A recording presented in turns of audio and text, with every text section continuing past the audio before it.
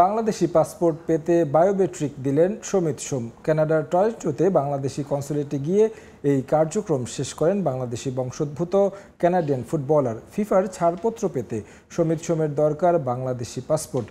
Calgary থেকে Toronto এসে গুরুত্বপূর্ণ এই কাজ সারেন তিনি। এর আগে প্রথম ধাপে তৈরি করা হয় তার বাংলাদেশি জন্ম নিবন্ধন।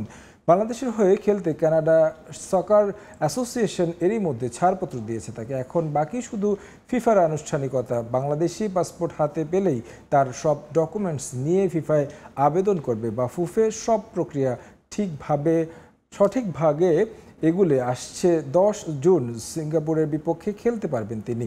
তবে এজন্য 10 মে এএফসি পোর্টালে প্রাথমিকভাবে তার নাম নিবন্ধন করতে হবে ফুটবল ফেডারেশনের।